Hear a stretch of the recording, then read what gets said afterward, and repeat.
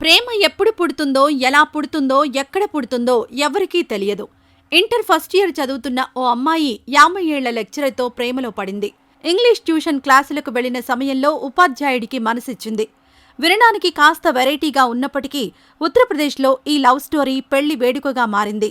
శ్వేత అనే intermediate student, sangeet Kumar అనే 50 ఏళ్ల లెక్చరర్ ప్రేమించుకున్నారు. అయితే వీరిద్దరి ప్రేమ వ్యవహారానికి రోస్రాజ్ సబ్ డివిజన్లోని ఓ ఆలయంలో ఇద్దరూ హిందూ సంప్రదాయ పద్ధతిలో వివాహం చేసుకున్నారు.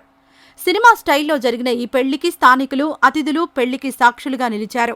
ఉత్తరప్రదేశ్ సమస్తీపూర్లోని రోజ్డా సబ్ డివిజన్ ప్రాంతంలో వెరైటీ లవ్ స్టోరీ పెళ్లితో సుఖాంతమైంది.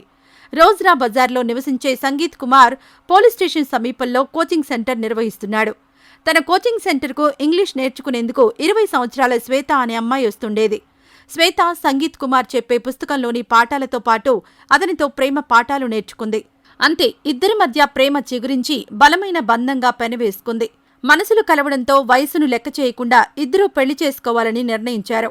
ఒకే ప్రాంతంలో, ఒకే కాలనీలో నివసిస్తున్న స్టూడెంట్ టీచర్ స్థానికంగా ఉన్న ఆలయంలో ప్రేమ వివాహం చేసుకోవాలని నిర్ణయించారు.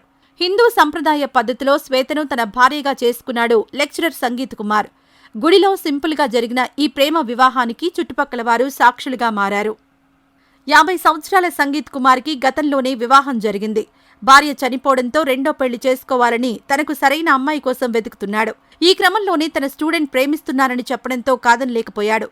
ఆమెను తన జీవిత భాగస్వామిగా చేసుకున్నాడు. గుడిలో జరిగిన వీరిద్దరి ప్రేమ పెళ్లికి కోర్టు ద్వారా చట్టబద్ధత కల్పించేందుకు రిజిస్టర్ ఆఫీసులో వివాహం జరిపించారు అధికారులు. ఇద్దరి మధ్య 30 సంవత్సరాల వయసు తేడా ఉన్నప్పటికీ ప్రేమే వాళ్ళిద్దరినీ కలిపింది. ప్రేమ వివాహం విషయంలో లెక్చరర్ సంగీత్ కుమార్, స్టూడెంట్ శ్వేత ఇదే మాటని చెప్పారు.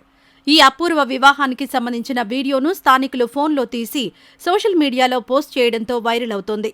ఈ దంపతులు తాళి కట్టిన తర్వాత 7 అడుగులు వేస్తూ చిరునవ్వులు చిందించారు.